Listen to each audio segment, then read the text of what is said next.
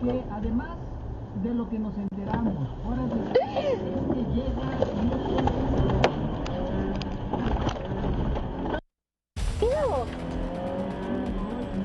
¿Qué pasó? Sí. Vean nada más que sustazo el que se llevó esta pareja durante un intento de asalto en la carretera México-Cuernavaca. Todo esto en la zona de Tres Marías. Una camioneta, como estamos viendo en las imágenes, les cerró el paso. Al momento se bajaron 3 hombres fuertemente armados. Afortunadamente el conductor supo reaccionar con mucha pericia y huyó del lugar, aceleró y así los dejó atrás. Afortunadamente no hubo disparos, hay que decirlo. Se trataría de una banda dedicada al robo de automóviles.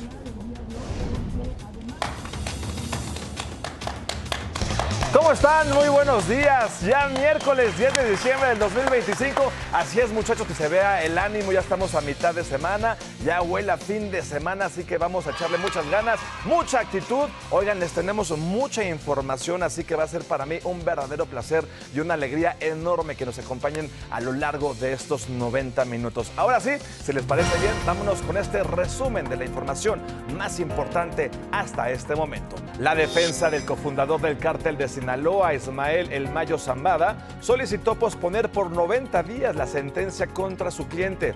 Está programada para el próximo 12 de enero en la Corte de Distrito Este de Nueva York, en Estados Unidos. Argumentó que necesita más tiempo para preparar un memorándum que va a recopilar evidencias a su favor, las cuales se encontrarían en México. Tras los ataques del cártel de Sinaloa contra su grupo rival, el cártel Chiapas-Guatemala, en territorio guatemalteco, la defensa mexicana informó que junto al ejército de aquel país realizarán operaciones simultáneas para contener así a los grupos criminales que se desplazan por esta frontera sur de nuestro país. También atacaron al subsecretario de Operaciones de la Secretaría de Seguridad Pública de Colima. Se trata de Heriberto Morentín Ramírez, cuando iban camino precisamente a las instalaciones de la dependencia, todo esto para iniciar su jornada laboral. El funcionario al mando resultó herido. Sigue la inseguridad en Michoacán. Desapareció Agustín Solorio, delegado político del PT en el municipio de Apatzingán. Todo esto desde el pasado 5 de diciembre. No se sabe nada de él. Su partido pidió a las autoridades que agilicen las labores de búsqueda. Hasta ahí este resumen de la información más importante. Vámonos ya de lleno a las noticias. Vamos a empezar con esto. La Ciudad de México nuevamente, de verdad, superó a la inteligencia artificial después de que un paracaidista tuvo un aterrizaje fallido en pleno centro histórico. Vean las imágenes.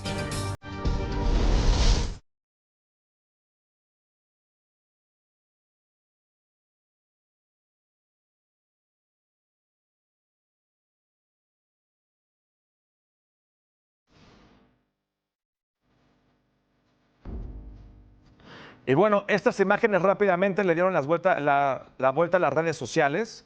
Ya hay más información al respecto. Este incidente fue captado por una cámara de vigilancia del C5 la madrugada de ayer en el cruce de las avenidas Valderas y Juárez, en la alcaldía Cuauhtémoc, aquí en el centro histórico de esta ciudad. Luego de quedar atorado, como estamos viendo, en un semáforo, otras personas llegan rápidamente y ayudaron a este hombre a retirar el paracaídas.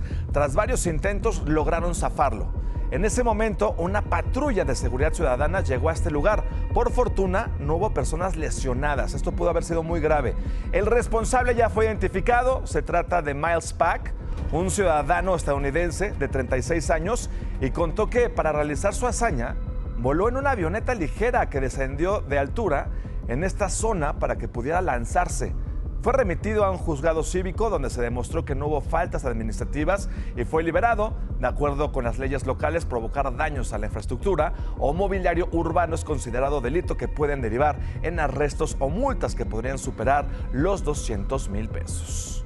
Por esa imagen aquí en la Ciudad de México. Mientras tanto, en más temas, en temas de seguridad, de hecho, Fran Pérez, abogado de Ismael El Mayo Zambada, cofundador del cártel de Sinaloa, pues solicitó ya posponer la sentencia contra su cliente programada para el próximo 12 de enero. Todo esto en la Corte de Distrito Este de Nueva York. En un documento dirigido hacia este juez, a Brian Cogan, pidió aplazar la audiencia por 90 días. argumentó que necesita más tiempo para preparar un memorándum que va a recopilar evidencias a su favor, las cuales se encontrarían en México, dice el abogado.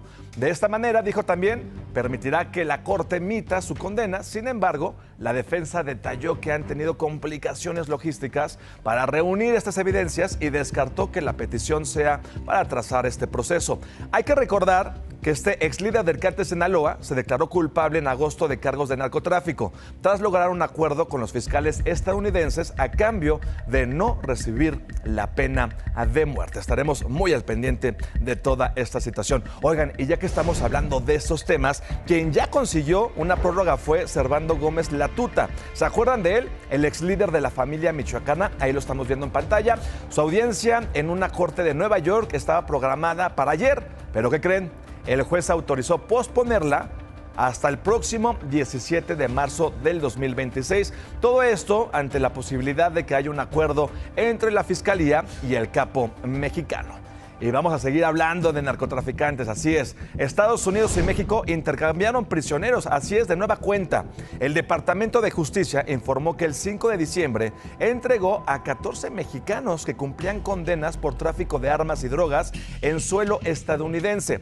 En tanto, el gobierno de nuestro país, el gobierno mexicano, envió a 4 norteamericanos que cumplían condenas por los mismos delitos. Las autoridades estadounidenses reportaron que los 14 connacionales cuya identidad se reservó, solicitaron ser transferidos.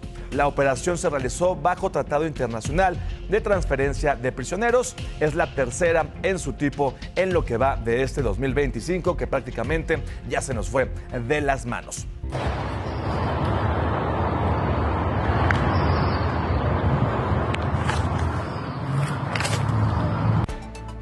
En otra información, un mando policial fue atacado en Colima. Se trata del subsecretario de Operaciones de la Secretaría de Seguridad Pública, Heriberto Morentín Ramírez. Esto fue lo que ocurrió.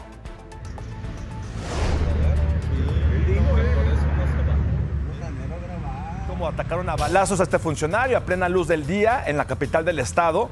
Iba de camino a las instalaciones de la dependencia, todo esto para iniciar su jornada.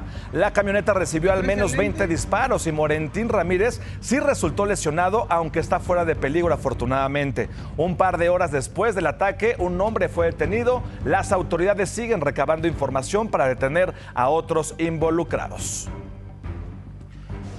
Oigan, ayer también les informaba de este último minuto. El secretario de Seguridad, Omar García Harfuch, reveló más detalles de la camioneta que explotó en la policía comunitaria de Coahuayana, esto en Michoacán. Y que, como ustedes saben, aquí les informábamos, dejó 5 personas muertas. Descartó que se haya tratado de terrorismo. Dijo que fue por una pelea entre líderes de 2 grupos delictivos que se disputan el control de la región. Uno afín al cártel Jalisco Nueva Generación y otro a Cárteles Unidos. Y también dijo que no se trató de un coche bomba que hayan dejado ahí estacionado, sino que explotó con los 2 tripulantes a bordo. En el marco de ese ataque y para evaluar así los avances del Plan Michoacán para la Justicia y la Paz, que ya cumple más de un mes de su implementación tras este terrible asesinato de este alcalde de Uruapan, de Carlos Manzo, la presidenta Sheinbaum se reunió con parte de su gabinete y el gobernador michoacano, con Alfredo Ramírez Bedoya. Tras el encuentro no hubo ninguna postura. El mandatario estatal solo compartió una foto con Sheinbaum y destacó que se contempla, pues así, la situación de la creación de 5 universidades, Rosario Castellanos, 10 nuevos planteles de bachillerato y la ampliación de 60 planteles más. En otras noticias, a pesar de ese plan y los operativos de seguridad, siguen las desapariciones. Terrible lo que está ocurriendo, como es el caso de Agustín Solorio, quien es delegado político del PT en el municipio de Apatzingán. Esto se los platicaba al inicio del programa. Desde el 5 de diciembre se desconoce su paradero y aunque ya hay una ficha de búsqueda emitida por la Fiscalía Estatal, no hay noticias de él. El partido al que pertenece, el PT, reiteró su solidaridad con su familia y pidió a las autoridades que agilicen las labores de búsqueda. Vamos a continuar con este recorrido por la información. Otro delito que preocupa es el huachicol y, cómo no, vaya cómo se han dado vuelo a últimas fechas con este delito. La Fiscalía General aseguró un predio del municipio de Centro de Tabasco donde había almacenados más de 10,000 litros de hidrocarburo. La mayoría estaba dentro de una cisterna. También se aseguraron contenedores, mangueras y 2 revolvedoras. Todo lo incautado quedó a disposición del Ministerio Público Federal.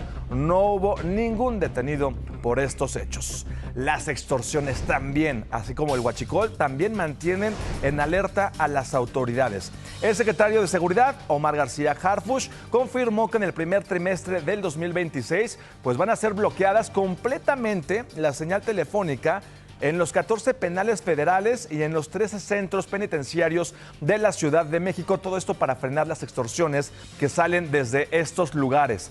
Desde julio, el número 089 ha recibido más de 102,000 llamadas vinculadas con este delito. Se han bloqueado 33% de las líneas detectadas y han detenido a 615 personas. Y ya que estamos hablando de extorsión, por este delito, maestros de escuelas de preescolar, también de primaria y de secundaria, adelantaron las vacaciones de Navidad en Acapulco, en Chilpancingo y también en Juan R. Escudero, todo esto en Guerrero. A pesar de esta situación, de que las clases empiezan el 19 de diciembre, en algunos casos desde el lunes ya no van los alumnos, ya no se presentaron. Y es que los profesores han recibido extorsiones a través de sus celulares, por lo que ya están entregando justificantes sindicales. Todo esto lo aseguró la sección 14 del CENTE. Estaremos al pendiente de toda esta situación allá en Guerrero. Pero mientras tanto, vamos contigo, mi querido Ricardo Vitela, que nos tienes información importante desde las calles de esta ciudad. Vamos hasta las calles de la alcaldía Gustavo Madero. Ricardo, ¿qué nos tienes? Buenos días. Mi estimado y querido Irán Hurtado, muy buenos días desde el Cerro del Tepeyac, desde la Basílica de Guadalupe, informando que ya este día 10 de diciembre empiezan a llegar los grandes contingentes de peregrinos de diferentes partes de la República Mexicana, principalmente del Estado de México, Guanajuato, Michoacán, Jalisco, San Luis Potosí, y aquí es como vemos en este paso del peregrino cómo empiezan a llegar pues todos los feligreses, todos los fieles a la Virgen Morena, con esta música tradicional de cada municipio o estado de la República. Vamos a dejar un poquito el audio para que escuchen. Con esta entonación de la guadalupana van entrando los peregrinos hacia la Basílica de Guadalupe. Y bueno, pues el operativo por parte de las autoridades de la alcaldía de Gustavo Madero, el resguardo por parte de la policía, servicios médicos, van a estar en este punto ya pendientes, la zona de la Casa del Peregrino, y que tengan precaución porque las calles que convergen ya hacia la calzada de Guadalupe, en este punto también de la calzada de los Misterios, van a estar ya cerradas, únicamente el tránsito va a ser local y peatonal por todos los peregrinos que están ingresando. Es el grueso de las imágenes de Elías Mateos que te da cuenta de cuántos están ingresando ya hacia el atrio de esta principal, de este templo importante de la Virgen Morena, la patrona de México, mi estimado Irán. Exactamente, pues ya los peregrinos y demás visitantes, pues abarrotando las inmediaciones de la villa. Hay que recordar que en esta demarcación de la Ciudad de México habrá ley seca en estos días de festejo, y pues que sí, que también el turismo religioso, mi querido Ricardo, pues esperan las autoridades una derrama de 1,000 millones de pesos en estos días de la celebración de la Virgen Morena. Mi querido Ricardo, te agradezco mucho la información y estaremos al pendiente. Importantísimo lo que acabas de comentar, y también es un evento internacional, y también, bueno, pues los comercios están también a tope. Aquí pueden, pues de alguna manera comprar cualquier tipo de medallita, recuerdo de la visita aquí a la villa, a la Basílica de Guadalupe. Y mientras tanto nosotros estaremos muy pendientes y dar toda la información conforme se vaya desarrollando pues esta peregrinación que cada año se presenta en esa zona de la Gustavo Madero. Un abrazo a todos allá en De Pisa y Corre y a los que nos ven en casita. Buenos días. Gracias, mi querido Ricardo. Así la situación en el segundo templo mariano más importante de todo el mundo. Ya de vuelta aquí en los estudios de DPC, oigan, vuelve a estar en la polémica esta influencer Marian Gonzaga. ¿Se acuerdan de ella? Esta jovencita quien agredió a la modelo Valentina Gilabert, ahora por una disputa legal con su expareja, quien busca obtener la custodia de su pequeña hija de 1 añito de edad. Emma, en 3 meses y me acabo de enterar que tu papá me puso el cuerno, güey. 5 meses después de recuperar su libertad, Marian Gonzaga, la joven influencer que estuvo en el centro de un mediático caso de violencia, vuelve a estar envuelta en una polémica legal. Ahora por la custodia de su hija Emma, de apenas 1 año. Voy a preguntar cómo te llamas. llamas? ¿Cómo te llamas? Me encanta que hueles a puro Dolce Gabbana. Marianne fue detenida el pasado 4 de febrero acusada de acuchillar 15 veces a la modelo Valentina Gilabert, quien estaba en una cita con José Manuel Becerrit Said, exnovio de la influencer y padre de la menor. Tenía 17 años cuando ingresó al centro de internamiento, donde permaneció 5 meses. Durante ese periodo, José obtuvo la guarda y custodia temporal. La familia de José afirma que todo cambió en octubre, cuando Marianne quedó libre. Aseguran que la joven acusó a José de violencia, pidió medidas de protección y que esa misma noche policías armados llegaron a su casa y se llevaron a la menor. Desde entonces, Emma vive con su madre en Cancún. Emma tenía, yo creo que aproximadamente un mes, y él está burlándose de que Emma tenía reflujo de leche materna en su cara. Realmente, mientras yo estaba en el centro, la familia paterna le compartía a mi mamá algunas fotos y videos de Emma, y en esas fotos y videos que le pasaban a mi mamá se puede ver con moretones, rasguños, chipotes. Mientras la familia paterna dice que Marianne no es apta y que solo usa a la niña para generar contenido, Marianne ha publicado presunta evidencia en su contra: uso de armas de fuego, supuestos casos de violencia contra Emma, falta de pago de pensión y mensajes donde presuntamente él le pedía abortar. Él fue la primera persona que, cuando nos enteramos que Emma iba a nacer, se negaba a tenerla porque decía que se iba a joder la vida. La verdad es que de lo mucho que ha sacado Marianne, eso puedo decir que sí es verdad. Yo tenía mucho miedo, estaba muy estresado, no sabía si mi familia me iba a apoyar. Cuando Jota solamente me transfería 224 pesos sin concepto, pañales Emma, 224 pesos, y para los pañales más baratos me alcanzaba. Por su parte, José negó todo en entrevista con Imagen Noticias, asegurando que fue Marianne quien llegó a agredir a la niña. Explicó que las fotos donde aparece con armas de fuego fueron tomadas en lugares recreativos y tiendas deportivas. Soy testigo de cómo llegó a pegarle a Emma. Para ella es un trofeo, es un accesorio. Era un disfraz, era mi disfraz de Halloween, esa foto. Otra foto era en un laser tag, o sea, literal, pistolas de láser. El padre de José, quien también es su abogado, advierte que podría llevar el caso hasta las últimas instancias. Dice que si Marianne ofrece una disculpa pública, podrían denunciarla por calumnias. La disputa por la custodia de Emma continúa, con videos virales, acusaciones en redes y un proceso legal que apenas comienza.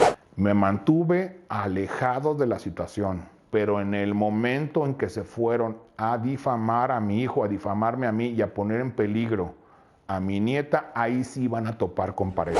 Te informó Kena Uribe.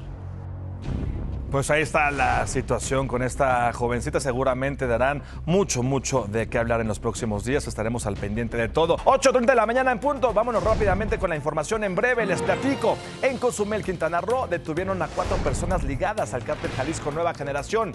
Entre ellas está uno de los líderes, identificado como el Dumbo. Además, se investiga la fuga de Andrés Alejandro Olvera del penal de Tenancingo Sur en el Estado de México. Está sentenciado a 60 años por secuestro express. Al parecer, hubo complicidad del personal de la prisión. En Hidalgo devuelve a ser el primer lugar nacional en tomas clandestinas de combustible.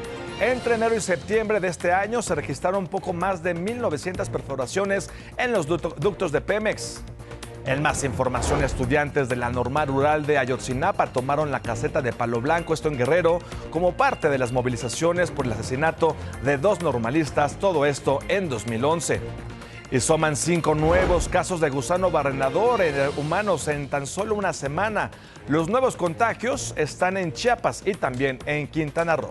En más información de nuestro país, el Senado pospuso hasta febrero del 2026 la discusión del dictamen Jueces sin Rostro, que busca cuidar la identidad de magistrados que llevan casos de narcotráfico. Y por segunda vez la presidenta Sheinbaum se reunió con empresarios de México y el extranjero, todo esto para revisar la operación de carga del AIFA. En información metropolitana, el gobierno de la Ciudad de México emitió un bono verde en la Bolsa Mexicana de Valores por 3,000 millones de pesos para construir nuevas líneas de cablebús. Información de las finanzas, cómo se cotiza el dólar este miércoles 10 de diciembre del 2025, está en 18 pesos con 19 centavos y la Bolsa Mexicana de Valores cerró ayer con una ganancia muy leve, casi nula, de 0.26%, pero al fin una ganancia. En otra información, hasta ahí el resumen de las breves, vean esto, se cayeron de las escaleras varios usuarios de la línea 9 del metro aquí en la Ciudad de México. Así fue el momento.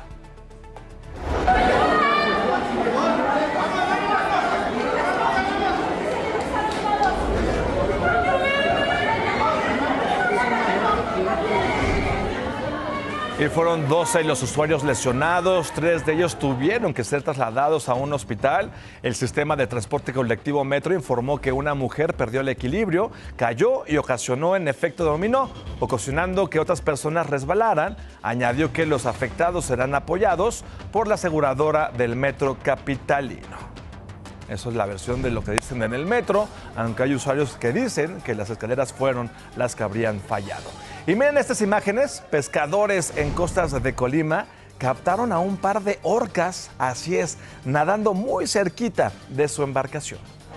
Ahí está, orcas parte 2, Manzanillo, Colima, mira. Oh, mira nada más, mira, chulada de animales, mira nada más. Así es, chulada de postal que nos regalaron estos pescadores. El video muestra con claridad a estas orcas muy cerca de los pescadores, quienes dijeron que fue un momento único y difícil de olvidar. Ellos estaban concentrados en sus actividades diarias cuando de pronto las dos enormes siluetas negras sumergieron y emergieron junto a su embarcación, obligándolos a detener el motor y observar el bello momento, y así lo contemplaron y así no lo compartieron.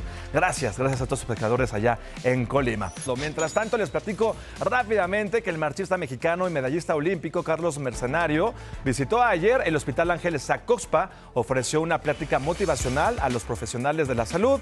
Dijo que la vida de un deportista es muy semejante a la de un médico, pues ambos deben tener disciplina y entrenarse constantemente, a veces sin descanso. Y tiene mucha razón, ¿eh? Ya estamos de vuelta con más información aquí en Deprisa y Corre. Oigan, mire cómo reaccionaron los papás de un joven que fue detenido por presuntamente robar en la alcaldía Tlalpan, aquí en la Ciudad de México. No lo va a creer. A los papás de los delincuentes que le pegan allí bajo puente, que roban. Allí en San Miguel Topilejo, así se comporta su familia. ¿Cómo me comporto? Y luego, ¿por qué nos preguntamos los índices de delincuencia en esta ciudad, no? El policía grabó a los papás del presunto delincuente para dejar testigo de su comportamiento ofensivo y de que estaban entorpeciendo su presentación ante el Ministerio Público y así estaban encubriendo a su hijo. ¿Qué tal? A los papás de los Arrancó la primera audiencia contra el exgobernador de Chihuahua, contra César Duarte. Todo esto en los juzgados de Almoloya de Juárez, donde la Fiscalía General lo acusó de lavar 73.9 millones de pesos, ahí nomás, presuntamente desviados durante su gobierno mediante empresas ganaderas vinculadas a él y a su esposa. El Ministerio Público presentó dictámenes fiscales, transferencias bancarias y convenios que habrían simulado apoyos al sector ganadero para después mover el dinerito a cuentas personales, ¿cómo no? Una jueza federal le dictó prisión preventiva justificada. Y otro exgobernador con problemas es el de Baja California, así es, Jaime Bonilla, quien fue inhabilitado para ocupar cualquier cargo público durante 3 años. Así lo determinó el Tribunal Estatal de Justicia Administrativa tras una denuncia de la Secretaría Anticorrupción por irregularidades vinculadas con la fallida construcción de una planta fotovoltaica impulsada por su administración y que estaría a cargo de la empresa Next Energy. Pero ojo que Bonilla todavía puede impugnar esta resolución. Así los dimes y diretes de los gobernadores y exgobernadores de este país. Mientras tanto, en Estados Unidos, Eva García de Joaquín, madre del líder de la Iglesia de la Luz del Mundo, de Nazón Joaquín García, ofreció $5 millones. Todo esto para llevar su proceso en libertad. Pues ¿de dónde obtienen tanto dinero? $5 millones. Hay que recordar que ambos fueron acusados de delincuencia organizada y tráfico sexual. Su defensa pidió a una jueza de Nueva York considerar la fianza, argumentando el estado de salud de la mujer de 80 años que fue detenida en agosto en Los Ángeles, California, y enviada a una prisión de Nueva Jersey. Ayer también aquí en este mismo espacio le informaba sobre los ataques armados del cártel de Sinaloa contra el grupo rival Cártel Chiapas Guatemala en la zona de Huehuetenango, en la nación centroamericana, así es, en Guatemala. Durante el enfrentamiento, un militar de aquel país resultó herido. Al respecto, la defensa informó que junto al ejército guatemalteco, pues van a realizar operaciones simultáneas en conjunto para contener a los grupos criminales que se desplazan en la zona fronteriza de ambos países. Las operaciones coordinadas incluyen vuelos de reconocimiento para reforzar así la seguridad en toda esta región de la frontera con Belice y Guatemala, que últimamente ha estado muy violenta. Y hablando de violencia, Reporteros Sin Fronteras documentó que en lo que va del año, 67 periodistas fueron asesinados en todo el mundo. De acuerdo con su informe anual, México fue el segundo país más peligroso para los profesionales de los medios de comunicación, con 9 asesinatos, solo por debajo de Palestina, que sabemos está en guerra, que registró 29 muertes tras los ataques de Israel a la Franja de Gaza. En tanto, Sudán y Ucrania contabilizaron 4 y 3 respectivamente. Entre las víctimas de nuestro país se encuentran los periodistas Cayetano de Jesús Guerrero, Cristian Uriel Martínez, Raúl Irán Villarreal, así como Melvin García, Miguel Ángel Beltrán y Salomón Ordóñez. El balance arrojó que en nuestro país el cártel Jalisco Nueva Generación se convirtió en el peor depredador de la prensa. Así la situación en México. Y vamos con información del clima porque no nos da tregua a nuestro país. ¡Qué frillazo! El Frente Frío número 19 ocasionó intensas lluvias en Chiapas, lo que provocó deslaves en cerros y desbordamientos de ríos en al menos 7 municipios del norte, entre ellos Pichucalco, Ocosingo, Tila y Salto de Agua. En este último, la crecida de un río en el ejido Jerusalén bloqueó la circulación en el puente que cruza la comunidad. Vea el nivel y fuerza del agua en el río Chacamax, de esto de Palenque. Así, en pleno diciembre, vea el tormentón. El video fue tomado desde el Hotel Nututún. Mientras que en Tila se registraron derrumbes que afectaron calles y casas en la comunidad de Petalcingo. Lamentablemente, ahí se reportó la muerte de una joven de tan solo 19 años que fue arrastrada por el río de la localidad. Tabasco tampoco se ha librado de las fuertes lluvias de los últimos días. Las zonas serranas son las más afectadas también por desbordamientos de ríos y deslaves. Lamentablemente, en el municipio de Teapa, 2 hombres de 35 y 45 años están desaparecidos tras intentar cruzar el río Puyaquetengo. Y ya que estamos hablando de estos temas, vámonos a ver el clima para ver cómo nos va a pintar en este miércoles ya 10 de diciembre. Pues sí, vamos a continuar con frío. Saquen la chamarra, saquen la cobija de tigre, porque el Frente Frío número 19, con características de estacionario, va a originar lluvias fuertes en Chiapas, en Quintana Roo, Campeche y Yucatán, en todo el sudeste mexicano. Para la Ciudad de México, una máxima de 23 grados, una mínima de 10. La probabilidad de lluvia, pues no lave el coche, no tienda la ropa, porque va a ser de 75%. Ya estamos de vuelta con más información aquí en DPCN. Gracias por continuar con nosotros. Esto se los adelantaba antes de la pausa comercial. Aquí le hemos dado puntual seguimiento en exclusiva a lo que sucede en la Academia Esparta de Sayula, en Jalisco, en donde padres de familia de estos jóvenes denuncian que sus hijos sufrieron presuntos maltratos físicos, psicológicos y hasta sexuales. Platicamos en exclusiva con otro padre afectado que tuvo que pagar 100,000 pesos para poder recuperar a su hijo.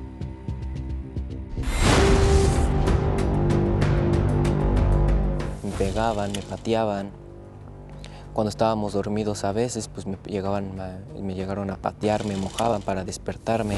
Una denuncia más se suma a los señalamientos en contra de la Academia Militarizada Esparta de Sayula, Jalisco, en donde aseguran que los estudiantes son sometidos a presuntos maltratos físicos, psicológicos y sexuales. Le privaban de alimentos, no tenía derecho a dormir en cama, dormía en el piso. Mi hijo decía que dormía sobre una toalla para que no fuese tan duro. Uno de los padres de familia denuncia que su hijo recibía supuestos castigos que iban desde no dormir hasta obligarlo a pelear con otros estudiantes. Le hacían llaves para inmovilizarlos, les pegaban pues, a patadas, golpes o temas psicológicos. Mi hijo regresó con moretones, hay evidencias de ellos en su parte de pecho o espalda. El cambio tan drástico en el físico de su hijo fue la señal de alerta. De fotos en el cual empezaba a ver pues más demacrado, más desencajado, con ojeras, mucho más flaco definitivamente, en el cual me empezó a generar alertas. Fue entonces que les exigió a las autoridades de la academia que le mostraran a su hijo, pero solo se lo permitieron a través de una videollamada en la que el menor le pidió ayuda. Lo vi con miedo en la videollamada, volteaba para ver que no lo estuvieran revisando. Me dijo entre palabras, está en un video, movía con sus labios, por favor, ayuda, sácame de aquí. Cuando me dijo entre sus labios, ayúdame papá, supe que teníamos que ir por él. Pero para poder sacarlo tuvieron que pagar una fuerte cantidad de dinero. Fue como un secuestro prácticamente. Ellos decían que no, si pensamos dar la baja, teníamos que pagar una cantidad arriba de 100,000 pesos para poder liberarlo.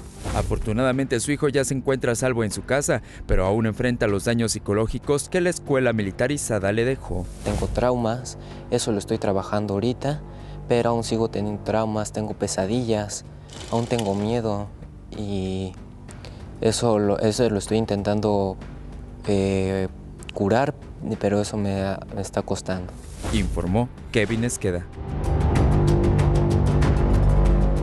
Pues al parecer esto más que una escuela pareciera un anexo, pero hay buenas noticias afortunadamente. Hoy la Fiscalía de Sayula citó a padres y madres de estas presuntas víctimas de estos jóvenes para darle seguimiento a las carpetas de investigación, mientras que la Fiscalía de Jalisco nos confirmó que cuenta con 3 denuncias formales en espera de que un juez fije fecha y hora para las audiencias iniciales en contra de esta Academia Esparta. Vamos a dejar Jalisco, vámonos ahora a Chihuahua porque allá destacaron en la Navidad mexicana en el Vaticano con la participación de la gobernadora Maru Campos y por primera vez pueblos originarios.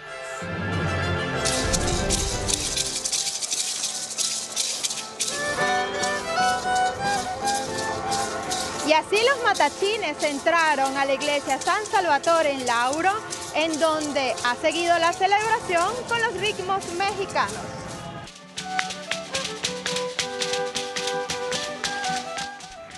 Fue cuatro danzones que danzamos.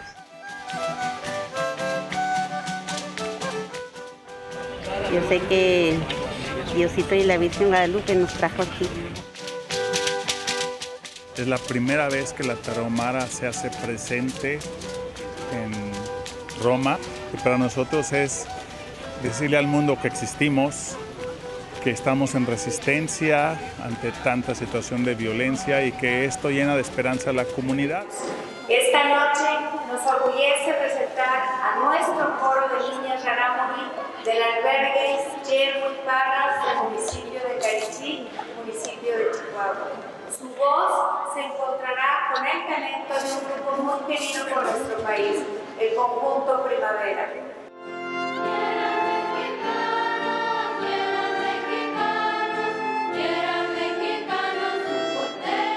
Son diferentes de diferentes municipios, son 5 municipios diferentes. Son 26 chicas que trajimos. Hemos sido invitados por parte del gobierno del estado de Chihuahua, por el Vaticano, de verdad que es una satisfacción muy interesante, una sensación indescriptible el poder escuchar este coro de niñas rarámuris de Romeino, que es un pianista de talla mundial.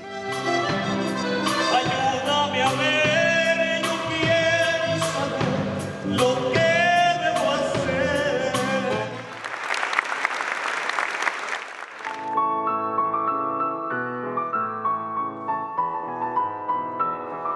Es la tercera vez que estoy aquí en este hermoso país, lo que es Roma, Italia, entonces pues muy contento de esta gran experiencia.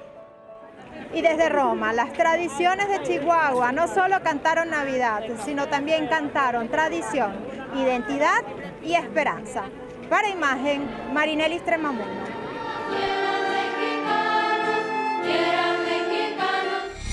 Vámonos contigo, mi querido Sajid, quien aprovechó para ir a conocer una tienda muy especial. Está en Santiago Cuautlapan, en el municipio de Texcoco del Estado de México, y se llama La Joya de Doña Mari y tiene casi 50 años de existir. Esta es su historia. Así es, por ahí dicen que el que tiene tienda, que la tienda. ¿Quieres saber de qué se trata? ¡Vámonos! Don Luis, ¿cómo le va? Bien, gracias a Dios y a la Santísima Virgen. Toda una vida ya aquí en esta tiendita. Pues toda una vida ya, desde hace 48 años ya llevo aquí en esta tienda. ¿Y antes a qué se dedicaba? A trabajar el campo, 1911. Me pagaba $1 diario. Ahorita con $1, ¿para qué me alcanza en la tiendita? Pues para un chuchuluco. ¿Y Mari quién es? Le puse Mari porque era mi esposa. Entonces básicamente ella era la joya también, ¿no? Pues para mí sí, para todos era la joya porque una mujer muy linda. ¿Eres la tremenda Ceci? Así es, aquí esperando a mis clientes que lleguen a visitarnos y que vengan a tomarse unas frías. Luego tú con el vicio. Bueno, ahorita para los tiempos de calores. Y le doy gracias a Dios que mi papá todavía le pido opinión en cuanto a los costos, a los precios, y todavía firme me dice esto, saca el otro, hazle así, porque mi mamá también siempre fue muy luchona para sacar adelante este negocio. Doña Mari, la famosa Doña Mari, porque siempre era pues espléndida con toda la gente. Mucha bondad tenía mi mamá. ¿Cuál es tu producto favorito de Bimbo?